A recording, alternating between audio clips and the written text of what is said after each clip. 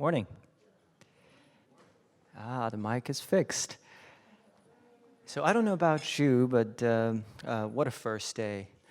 At large academic gatherings, my own energy level seems to dissipate on the second day or the third day, and it just keeps on dropping. But this clearly is different, and I hope that you all feel the same. Yesterday, our speakers have all been so thought-provoking and made us think. To think about the challenges and issues in education that range from the moral obligations to the commercial incentives, from the practical side to the policy side, from the academic and the more esoteric interests to the hands-on and out in the field kind, from our own US-based experiences to those from the international perspective.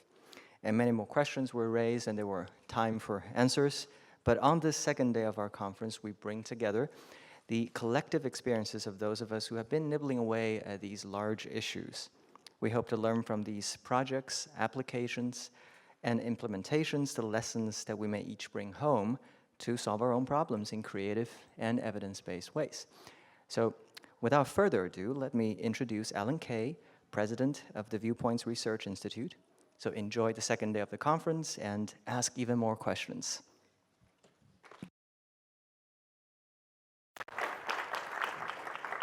Boy, it's always great to get a short introduction, because a long one is not going to help a bad talk.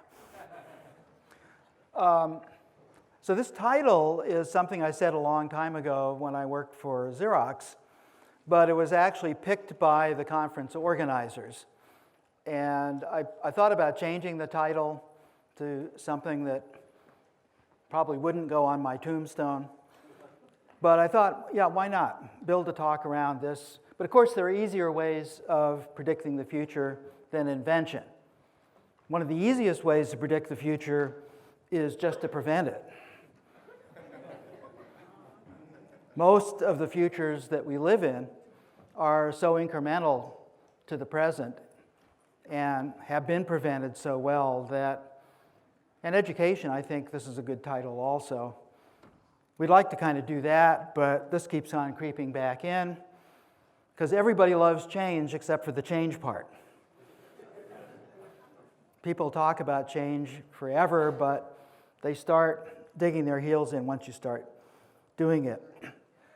So in my research community, which now goes back quite a few decades, ARPA, O&R, Office Naval Research, Xerox PARC, we had a number of ways of dealing with the tyranny of the present.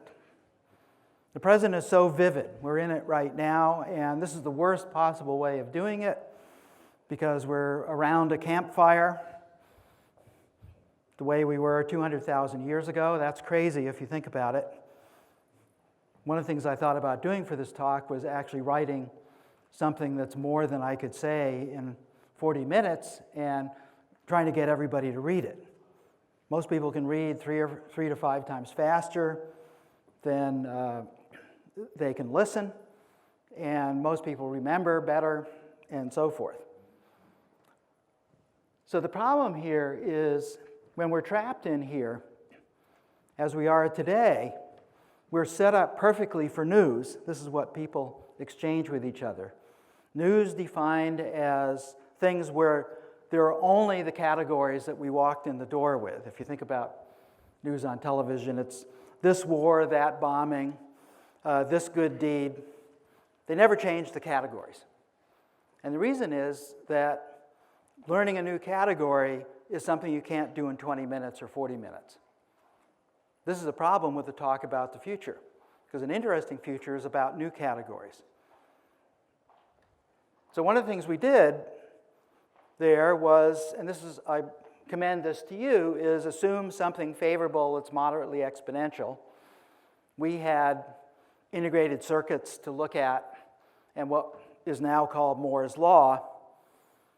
And given that, if you have a whisper of a need, the kind of thing that would get knocked down by any considerations like what you might have to put in an NSF proposal these days, which is exactly how you're going to do this brand new thing, which has to be completely old or it won't get through the reviewers. It's complete bullshit if you think about it, but everybody is comfortable with it except me. So I don't take money from NSF. But a whisper of need and this upward roller coaster, we can just project that need out 30 years so far that we don't have to worry about how we get out there. But from 30 years in the future, we can say about this whisper, would it be ridiculous if we didn't have this in 30 years? So for instance, I did this with the idea of the laptop in the late 60s. There wasn't even a personal computer then. But I thought it'd be good for children to have laptops, actually tablets, and projecting it out 30 years, it was absolutely a slam dunk. No question it's going to happen. And once you get that, you can come up with a vision. And a vision is not the same thing as a mission or goals. A vision is a vague picture of a desirable future state of affairs. So in the ARPA community, for instance, it was that we want to have a worldwide self-healing network that can connect to every person on the planet. Nobody knew how to do that in the early 60s. And we want to have interactive computing in a way that can serve as an interactive intellectual amplifier. Not just something to consume media on, but something that will help us think and help us learn. Those are two ideals from the early 60s. Have no idea how to do them. But what you do next is you pull that vision into a lesser vision that's 10 to 15 years out and look at it carefully. And the cool thing about these favorable curves is that in almost every case over the last 200 years, if you want to live 10 to 15 years in the future, you can pay for it. You just have to pay 10 to 20 times as much. So what we did at Xerox PARC was to build the Macintosh of 1988 and 1973. And in today's dollars, instead of costing a couple of $1,000s, as it did in the late 80s, it cost about $125,000, and we built 2,000 of them. It's just a matter of money, because that's part of the message of what technology and the Industrial Revolution is about. And having done that, now you're suddenly faced with the ability to compute in the future, and now you have the chance to invent the software, and you have the time to invent the software. So you'll get something that isn't news by the time you get done. Then you start crawling your way there. So this is one way to do it. This is what education needs. They took a shot at it in the 60s, came a cropper, but they did have a good 10 years in there, and people who are familiar with that history should try to understand what it actually took to do seriously really good curriculum and teacher training. So we have to ask, what is it that we should actually be working on? And I'd like to dedicate this talk to three great minds that we lost this year. First one, Marvin Minsky. One of his sayings was, you don't understand something if you only understand it one way. This is a radical, this will get you thrown out of any elementary school in the country. Jerome Brunner. These people are all personal friends, so it was a shock to have them all go this year. Jerry was one of the towering figures, and this one's a nice one. Any subject can taught to anyone in an intellectually honest fashion if we heed their level of development. And what he meant by that is if you want to teach math to 6-year-olds, if you want to teach calculus to 6-year-olds, you have to invent a mathematics that embodies the powerful ideas of calculus that is in the intellectual wheelhouse of a 6-year-old. You cannot do what most people do today, which is to try and take adult arithmetic, which is recognizable to adults, parents and teachers, and try to jam it into 6-year-old brains. You don't wind up learning math that way. And Seymour Papert, who among other things said the best way to learn French is to grow up in France, and the best way to learn math is to grow up in math land. What is a math land? Well, it isn't anything you'll find in most schools. So I'm going to base the talk on some of these ideas. Now, one of the problems, one of the muddiers, is there's so much concern about jobs and vocational training, and UCLA is one of the key offenders, actually. An enormous, at least in engineering, enormous amount of what goes for knowledge across the street is actually vocational training. It's not the same thing as a real education. It's about how to make a living. And this is a tiny thing compared to a few other things like citizenship. Think about that. Hey, we're not hunters and gatherers, hermits living in a fertile valley. That's when we worry about making a living. We're not the Alan Kay who won the Survivor thing by eating slugs. That's not me. And whatever school is about, it seems to be failing. If this election where we are right now seems to be any indication. But in fact, 1/3 of native-born Americans cannot get 6 out of 10 questions right on the standard citizenship test, which, believe me, does not test whether you're actually fit for citizenship. It tests whether you know a few little facts out of 100 that you're supposed to look at. And I think we all have a duty to the next generation, whether or not we have children, because we live in a society that depends on a lot of different ages working together. And then there's this dimension of richness. We live in a state that got rid of this dimension of richness in the schools. Remember Prop 13? Anybody here? Man. Perfect example why you should not have referenda on important issues. That was a referendum. No way you should do it. So what we really care about here, I think, is the reason we're here is we want education to have something to do with making a life, and a life in the larger world. And I'm going to up the ante here because Americans tend to look at things not just locally, but from an American standpoint. And so I'll just pop the Universal Declaration of Human Rights here as a context, a bigger context, signifying we live in an entire world, and unless we're going to embark on genocide in order to get more resources for ourselves, we're going to have to actually come to terms with where we actually are rather than where we'd like to think we are.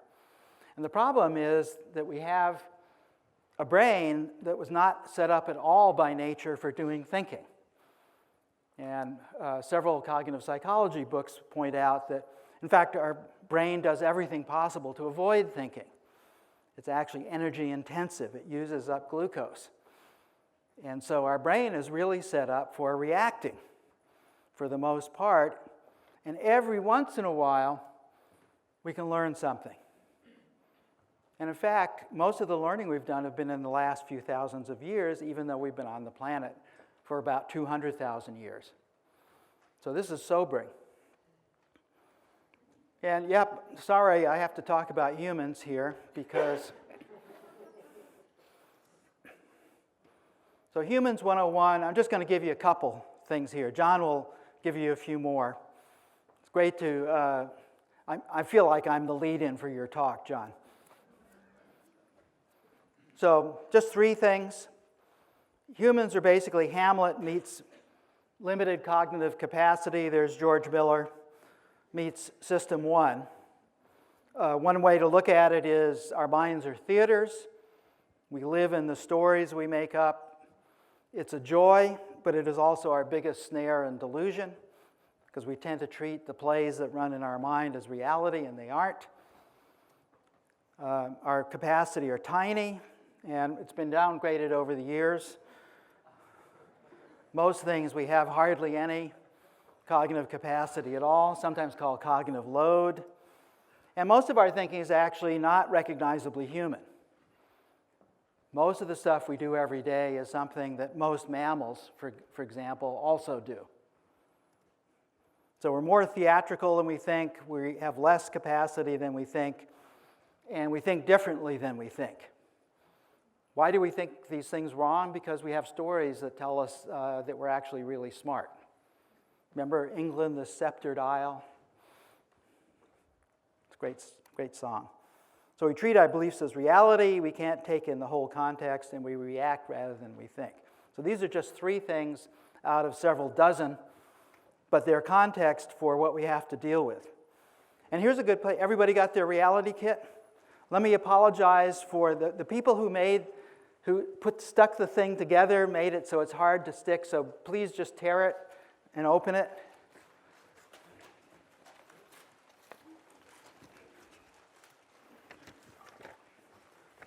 Okay, and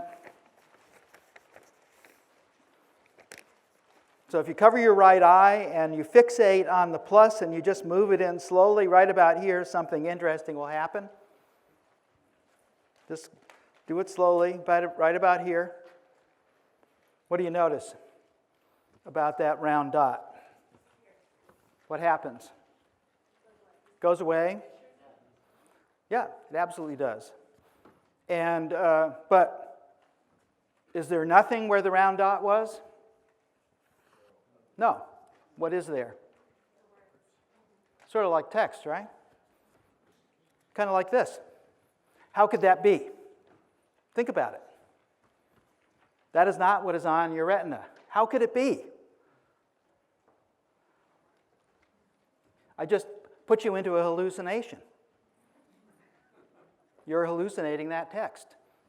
And in fact, we humans are in a hallucination every waking and sleeping moment of our entire lives. That is the number one thing you have to understand about us. And here's what's going on. Our eyes are, strangely, for people who are supposed to be the top product of an infinitely wise creator, we have the worst designed eyes because the blood vessels are laid over the light-sensitive cells rather than sensibly behind them like a squid's eye. Think about that. And where those blood vessels enter and where the optic nerve retreats, there are no light-sensitive cells. So what happens over here is where most of our acuity is, called the fovea. And the fovea is, when we fixate on the plus, the fovea has got the plus going into it, and when we get to the right place, the dot goes into the place where there are no light-sensitive cells, and it winks out. But our brain knows better. It knows there's frigging text.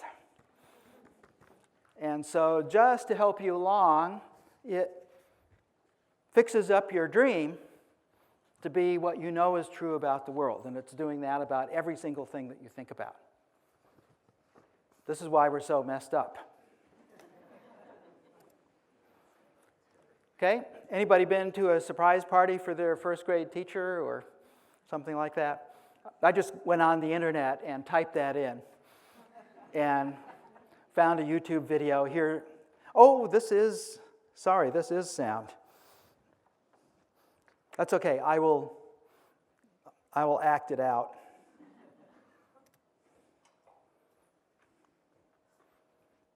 So she says, we're waiting here for Mrs. Flexer, your first grade teacher. And here she comes, here she comes, here she comes, here she comes.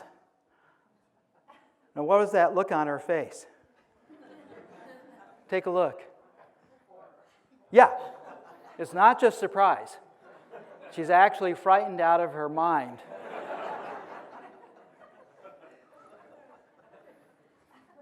And a couple of minutes later, she's crying. And a couple of minutes after that, she reported, "This is the happiest day of my life." And what we're seeing here is what Daniel Kahneman calls System 1, which is a fast reaction to change. It's the one that prevents the future. And by the way, it happens whether or not you're prepared for it. So if you were to stand next to me to a door and I tell you, I'm going to slam this door right now, and you say, okay, wham! you're going to have this reaction. Because the part of you that knows what's going on is not at all involved in that reaction. So Kahneman calls these terms System 1 and System 2 expository fictions, which means they're totally composite of dozens of different mechanisms, but they're very useful because the System 1, we can think of all of the different kinds of mechanisms we have for dealing with things in real time. And System 2 is something that is more ponderable and slow. System 1 takes a long time to learn and is very quick to react, and System 2 can learn quickly but is very slow. Peekaboo works over and over again because of the door slamming thing. Now, anybody here besides cognitive psychologists know why Mrs. Flexer was so happy after a couple of minutes? Well, it's not just adrenaline that happens when you get one of these reactions. You also get dopamine and serotonin, which are basically opiates. Why? Because if you're going to fight your way out of something, you better not feel pain.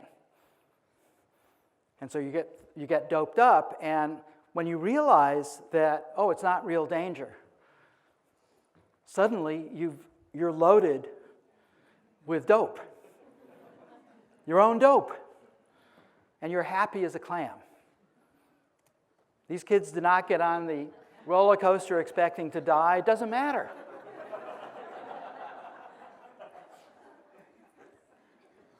You're manipulated this way all the time for good in the theater, for ill in political rallies.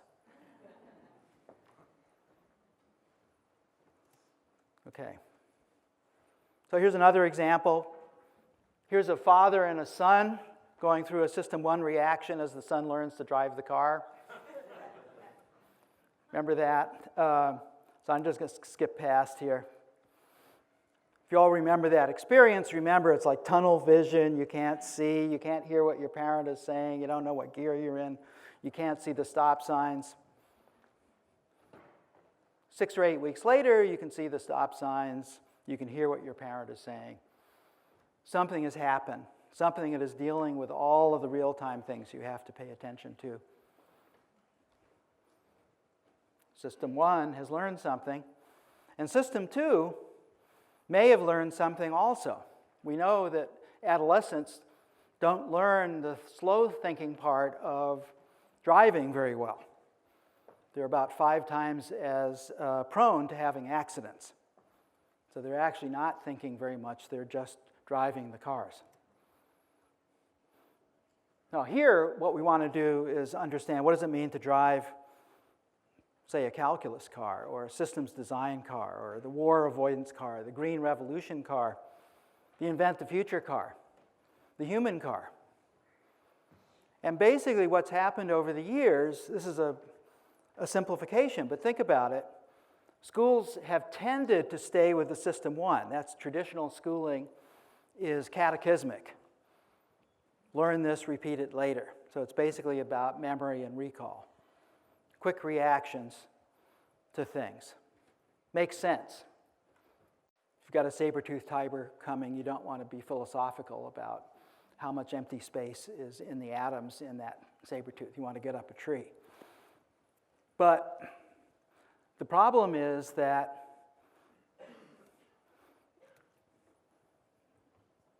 in the century we live in, we have to deal with both of these in some way. And generally speaking, one of the things that's happened that's interesting over the years, the reaction to System 1 teaching, the back to basics kind of stuff, has been System 2 teaching, cognitive teaching, but without the skills you need to actually think.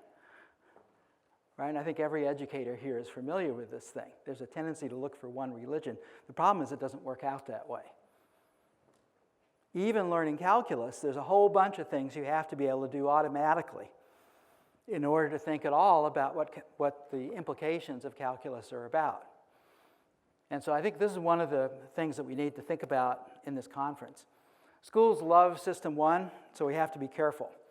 Every time schooling sets up to do something good, they usually start off with the right kind of ideals, as I'm sure you've heard in this conference.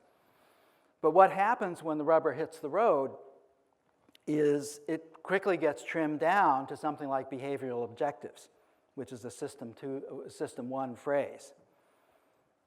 Like, how can we tell what the students are learning? Well, we'll see what they can recall on a test. And there are gazillions of these. I just got these off the internet. Yeah,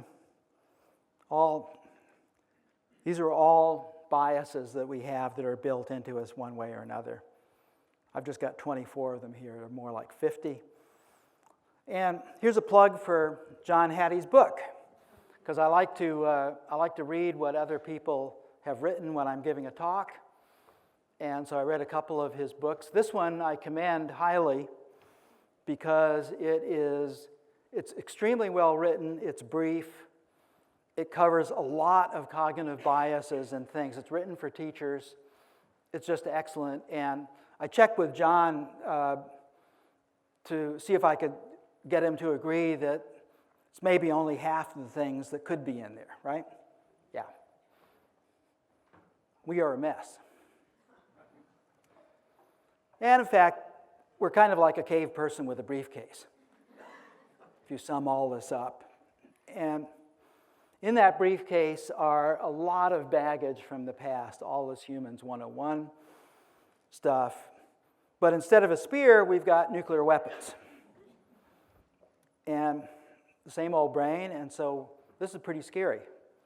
If you're not scared, check in with me later and I'll explain this to you. It's like, what about this is not scaring you? This is basically where we are. So the thing is that what's wrong with us has far larger consequences. This is why education has to wake up and quit worrying just about vocational training. It has to get into what's actually going on and what needs to be done. So what's a better context? Well, here's my colleague, Vi Hart, very talented artist and educator, and she said we must ensure that human wisdom exceeds human power. That's just a great sentence for what education is about. That's it. Ensure that human wisdom exceeds our power. And what that means is we can't try to take the old brain and extend it by external tools. That's the deadly part.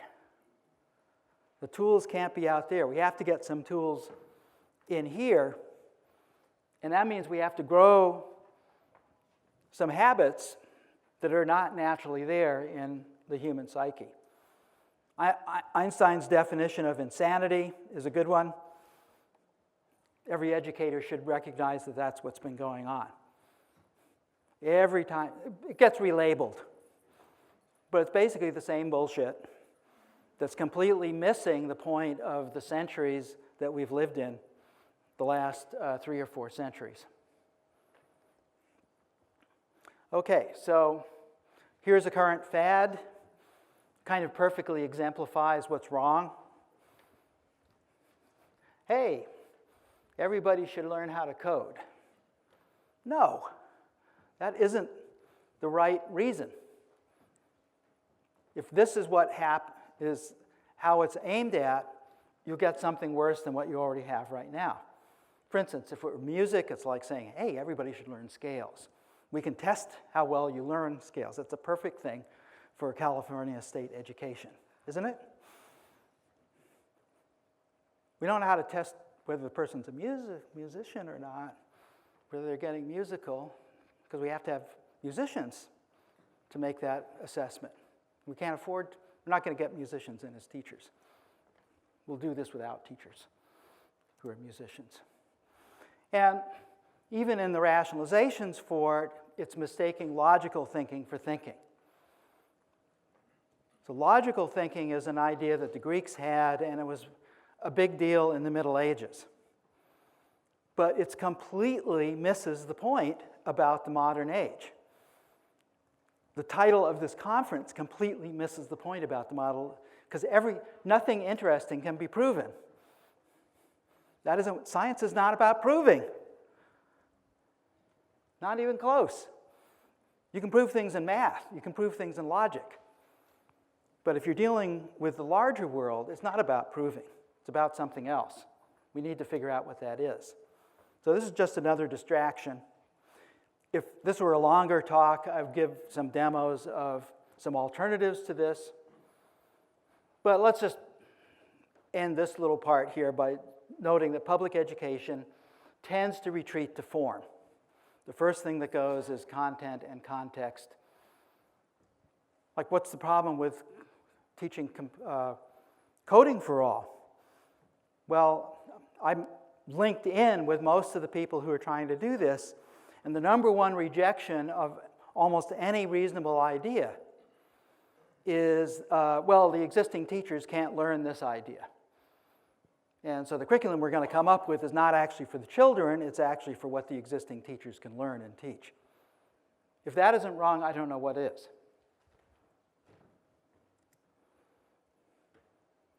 Okay, here's a different context.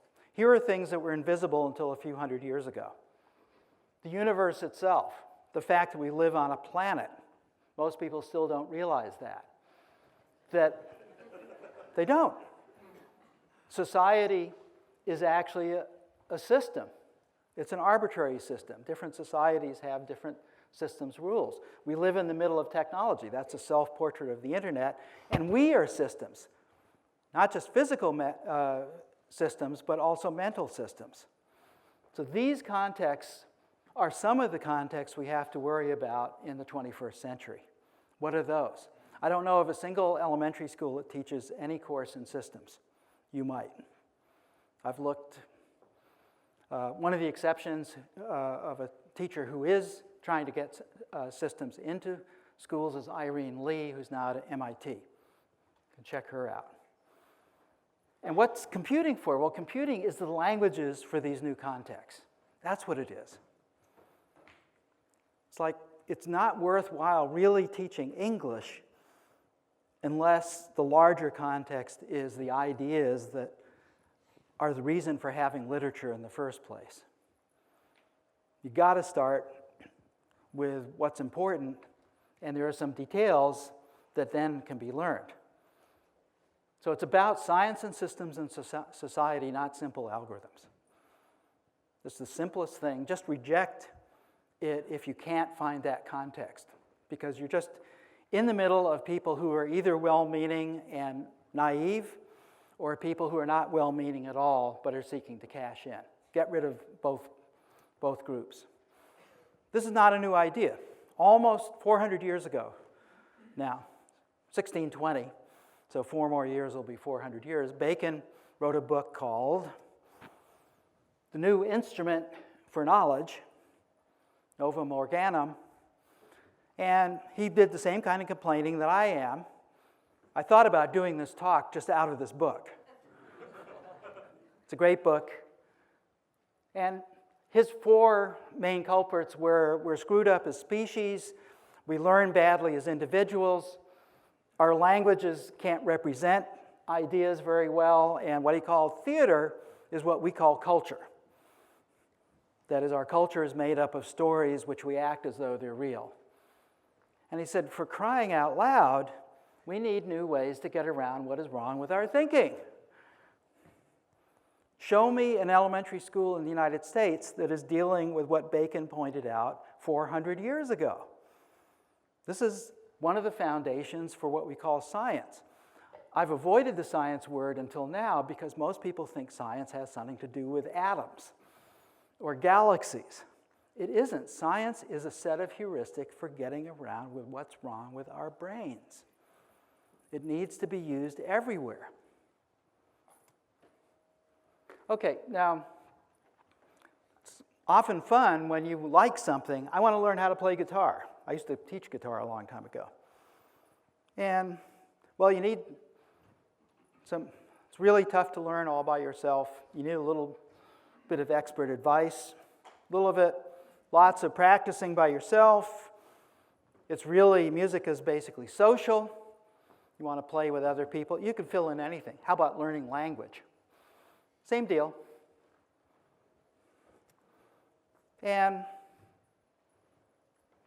8 to 10,000 hours. It's worthwhile realizing that even though we are wired genetically for language, it takes us years to learn because we're not wired genetically very well. We have a couple of genes different from the other primates that allow us to do something. Maybe sequencing is all we can do. Most of the content of most languages is actually inventions of the cultures over the years, and it takes many, many years for a child, maybe 5 or 8 years for a child to get fluent in their own language. And again, whether we like it or not, we've got system 1, there's all this technique that you have to learn, whatever it is, and there are things where we really want to think about. It's no fun winding up being a musical robot, and there are some that people have incredible technique, but they can't phrase worth a bean because they're not actually responding to music, they're just playing notes. But here's the problem. The problem is, what if you want to learn music, but the system says, no, you got to learn how to read. You have to learn science, you have to learn math. These are obligatory things that the society has decided. Now you've got more strikes against you. You don't even give a shit. I don't want to learn this stuff, I want to go play guitar. Well, take the baby to France if you want them to learn French, and they're not going to complain a bit. Because genetically, we are set up to learn what's in our culture without any complaints whatsoever. This is a really important idea. And it doesn't matter. There's no such thing as wanting to learn French or not learning French. The environment transcends our desires. This is for evil also. Television is an environment. It's the worst possible thing that we could do to not put a Surgeon General's warning on it and keep children off it. The failure to do this means people do not understand the technology that they're actually living in any cognitive fashion.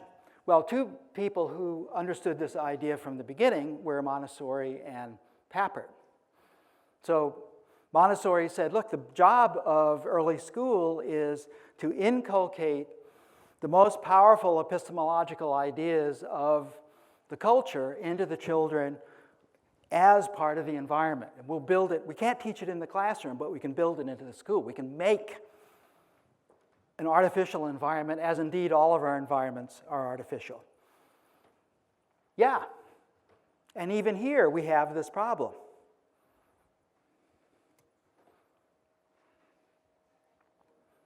So the questions we need to ask today, what would it mean to grow up in system land? What would be a school that would embody system land? Because we don't want to teach it in class. That isn't it.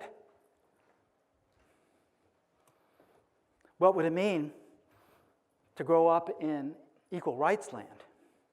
Wouldn't that be great? Try teaching that in class.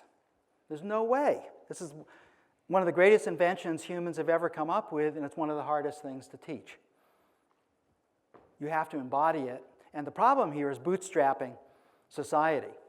Like if you could miraculously do brain transplants on all the adults today, we would have no trouble with the next generation because they would be embodying this environment. The declaration isn't it. And instead of true or false or proving something, we negotiate meaning.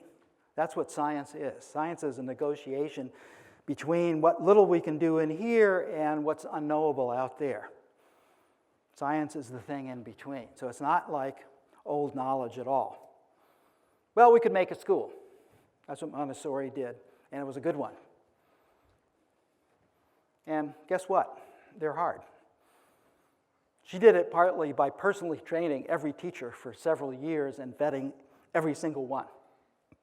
Montessori schools went down after she died because they weren't willing. And her idea was that the most important person in the school is the teacher who knows exactly what it is that is the epistemological framework and what it means for the child to want to learn without the apparent assistance of either the environment or the adults. So if you read her stuff, it's still as fresh and as good as it ever was. Hard to grow great teachers. This is an idea that doesn't scale. Socrates doesn't scale, but technology. When was I going to get around to talking about technology? Well, this is the technology part. Writing is a technology. You can tell by this is Carolingian handwriting, so this is a copy. If you know Greek, you can see up on top that this is the Phaedrus. See that phi up there? And it's through writing that we know about Socrates. He wasn't passed down by word of mouth. It was through writing. And here's something that most schools have forgotten. They're still trying to teach things, and that isn't the way it works. And what's cool is writing doesn't get all of Socrates. It gets a ghost. And that ghost is sufficient to allow an ordinary teacher plus the writing to do a lot of what Socrates could do. Isn't that one of the greatest inventions ever? And writing transcends time, space, and ordinary teachers. It didn't transcend the world because there are too many people. It's too hard to copy manuscripts. And so a couple of thousand years later, the printing press came along and it solved this other problem. Not just the teacher, but now the books were so cheap the students could have their own. They didn't have to learn in a social setting. Here's where new comes. New comes when you're not in some, get rid of Facebook. It's the worst possible thing because it is basically all about being a cave person 100,000 years ago. That is what it is. It's an automation of that. No. Got Socrates there, but now you've got a few brain cells to think your own thoughts. And what the printing press has done, the first invention of the Industrial Revolution, it led to most of the rest. It actually automated ideas, spread them around in great quantity for very little money. And we need to think about what that actually means when we're trying to figure out what our little idea is going to be. So here we are back to this, and now let's think about now, 30 years out in this context. Well, we still have that nice exponential curve. We got plenty of technological power. The Industrial Revolution is working for us. Well, here's an idea. Not just making a computer to do old media. That's the thing that's so disappointing to those of us who helped invent this in technology starting 50 some odd years ago. But that's where Gutenberg, it's Gutenberg Bibles all over again. Printing press was really for multiple points of view, not just printing Bibles. Took about 50 years. Aldous and Erasmus, for example, understood that. Most people still don't. Like schools. When was the last time your teacher gave you 3 books to read for a particular class? No, there's 1 textbook. Wrong. Get rid of it. So the next qualitative step here is how can you get a ghost of teaching into this replicatable technology in the same way that great writers could put that ghost into the technology of writing and printing. I want to say that very carefully. I'm not talking about doing a Socrates. I'm not talking about doing what a great teacher can do because there's all this motivation stuff. I'm talking about doing something much better than no teacher, much better than a bad teacher, much better than a mediocre teacher. And that is a reasonable goal because we have the past to rely on that, yes, we can actually bridge some of these gaps, and bridging those gaps will be significant. So I have to point out here that now was once back in 1958 to 1962. This is Not my idea. This is an old idea, one of the oldest ideas when people realized what computers are about. This was one of their destinies. And there were some brave attempts back then, but some combination of the scientists and the government weren't up to funding it, because this is a really difficult problem. It's a harder problem than doing personal computing and the internet. That took us 14 years to do. So we're talking about something that is not quite a Gothic cathedral, but we're talking about something that requires a will that spans decades and transcends administrations. Humans 101 always get in the way. But you know what? This now, 2016, it's a hell of a good now. We should get started on this and not put so much effort into all this other stuff, because the other stuff is just going to keep repeating itself as it has for the last 100 years. Let's try and invent the next real thing after the printing press and make it work for the great ideas in education. Thank you.